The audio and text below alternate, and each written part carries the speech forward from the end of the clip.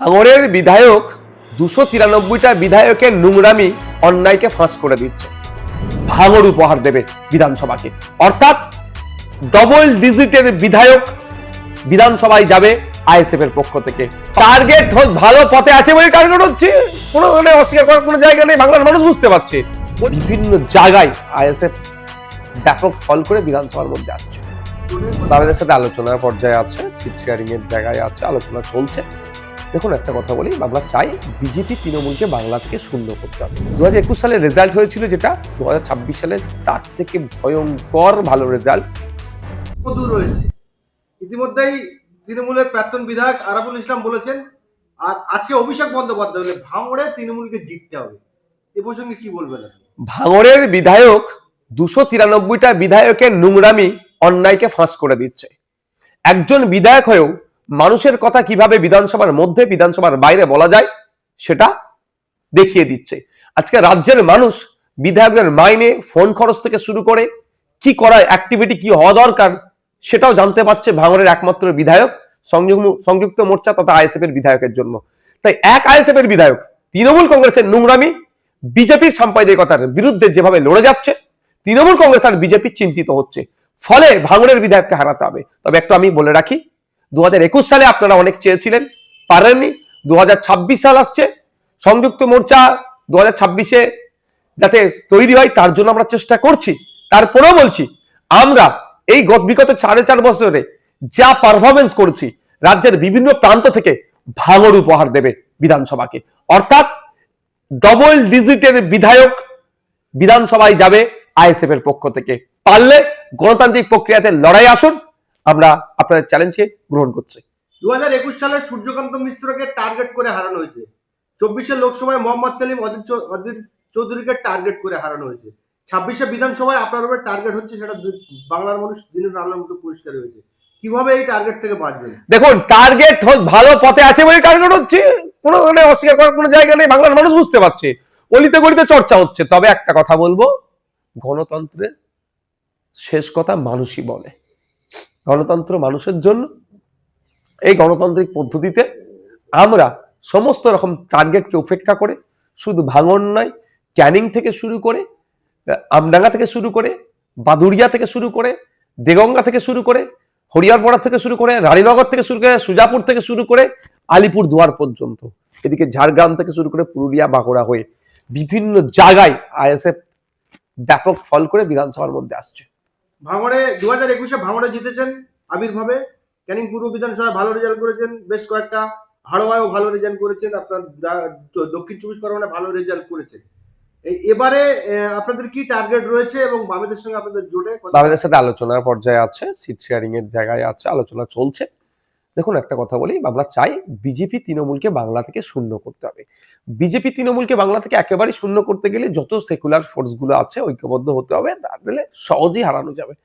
সেই জন্য আমরা এগিয়ে গিয়েছি, সমস্ত রকমের ইগোকে দূরে সরিয়ে দিয়ে লেফট ফ্রন্ট কংগ্রেসকে চিঠি করেছি এবং অন্যান্য রাজনৈতিক দলের সাথে আলোচনা চলছে। আমরা চাই দ্রুততার সাথে এই জোট সম্পূর্ণ এবং বিজেপি তৃণমূলকে বাংলা থেকে পরাস্ত করি। আর 2021 সালে রেজাল্ট হয়েছিল যেটা, 2026 সালে তার থেকে ভয়ঙ্কর ভালো রেজাল্ট হবে।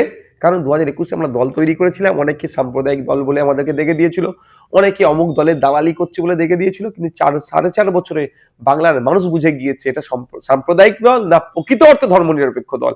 কারণ শাখা পালা নিয়ে পরীক্ষা কেন্দ্রে ঢুকতে না বাধা দিলে আইএসএফ প্রতিবাদ করে, হিজাব নিয়ে কোনো সমস্যা হলে এই আইএসএফ প্রতিবাদ করে, রমজান মাসের ফলের দাম বেড়ে গেলে আইএসএফ প্রতিবাদ করে, ধানতেরাসের সময় হিন্দু ভাইদের যে সোনা গহনা কিনতে অসুবিধা হচ্ছে, দাম বেড়ে যাচ্ছে, এর প্রতিবাদ আইএসএফ করে।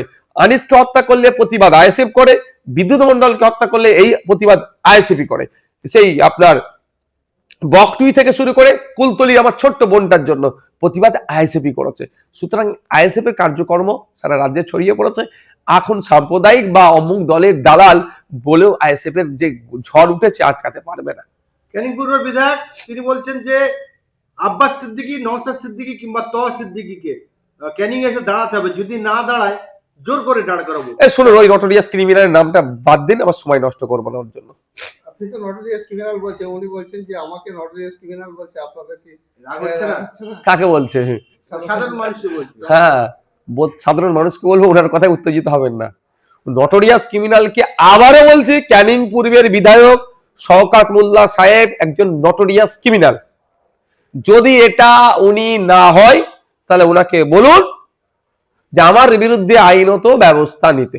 তিনি বলছেন যে আমি একবারও জেলে যাইনি বা হ্যাঁ। নিচে জড়াইনি, আপনি একজন দর্শক বলছি তো, যদি ওনার মনে হয় যে ওনার সম্পর্কে এই মন্তব্য করাটা ওনার জন্য অবমাননাকর হয়ে যাচ্ছে, সেই জন্য তার সম্পর্কে আমি বাজে মন্তব্য করার জন্য ওনার অধিকার আছেন। উনি পাবলিককে উত্তেজিত করে কিচ্ছু লাভ হবে না। পাবলিক অত বোকা নয়, পাবলিক জানে যে মারামারি হানাহানিতে জড়ালে দিনের শেষে পাবলিকই ফাঁসবে, ভালো করে জানে। তো যদি মনে হয় শওকত সাহেবের সম্মান হানি হচ্ছে, তার জন্য চলে যান কোর্টে, কোর্টে গিয়ে মামলা করুন নওশাদের বিরুদ্ধে যে শওকত সাহেবের মানহানি হয়েছে। তো কোর্টকে কি বলবে যে আমাকে নটোরিয়াস ক্রিমিনাল বলেছে বলে আমার মানহানি হয়েছে, আমাকে ডাকে যদি কোর্টকে দিয়ে দেখাবো ন্যাশনাল হিউম্যান রাইটস কমিশন ওনাকে বলেছেন নটোরিয়াস ক্রিমিনাল, তাহলে মানহানিটা ওই ন্যাশনাল হিউম্যান রাইটস কমিশনের বিরুদ্ধে করুক। কোর্টে গিয়ে তো কোনো লাভ হবে না, এমনি আপনিও কতবার কোর্টে গিয়েছেন। হ্যাঁ, খোঁজ নিয়ে দেখুন না, লাভ হচ্ছে কি লস হচ্ছে ওনার, উনি বলতে পারবেন। 21শে জানুয়ারি দলের প্রতিষ্ঠাতা দিবস, এবার কি পারমিশন পেলেন?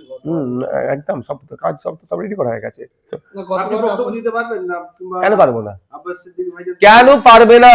এতটুকু দিতে বলছি। পারেননি। তো কোচে ভাড়া অন্য দেখুন, পন্থা একটা বন্ধ হলে 100টা খুলে, এটুকু মাথায় রাখবেন।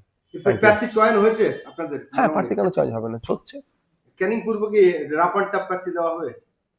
সবটা বলে দিলে তো ভয় কি যাবে, দাঁড়ান না একটু। Thank you.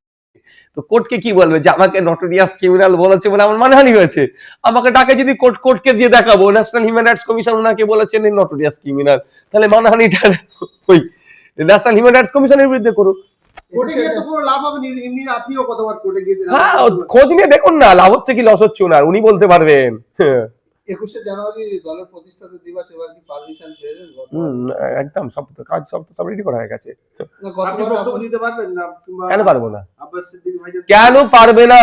এতটুকু দিতে বলছি। পারেননি। তো কোচে ভাড়া অন্য দেখুন, পন্থা একটা বন্ধ হলে 100টা খুলে, এটুকু মাথায় রাখবেন। প্রার্থী চয়ন হয়েছে আপনাদের? হ্যাঁ, প্রার্থী কেন চয়েস হবে না, হচ্ছে। ক্যানিং পূর্ব কি রাপারটা প্রার্থী দেওয়া হবে? সবটা বলে দিলে তো ভয় কি যাবে, দাঁড়ান না একটু। Thank you. তো কোর্টকে কি বলবে যে আমাকে নটোরিয়াস ক্রিমিনাল বলেছে বলে আমার মানহানি হয়েছে, আমাকে ডাকে যদি কোর্টকে দিয়ে দেখাবো ন্যাশনাল হিউম্যান রাইটস কমিশন ওনাকে বলেছেন নটোরিয়াস ক্রিমিনাল, তাহলে মানহানিটা ওই ন্যাশনাল হিউম্যান রাইটস কমিশনের বিরুদ্ধে করুক।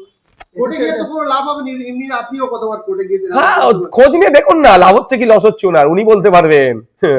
21শে জানুয়ারি দলের প্রতিষ্ঠাতা দিবস, এবার কি পারমিশন পেলেন?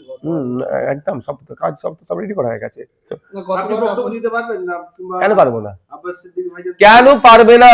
এতটুকু দিতে বলছি। পারেননি। তো কোচে ভাড়া অন্য দেখুন,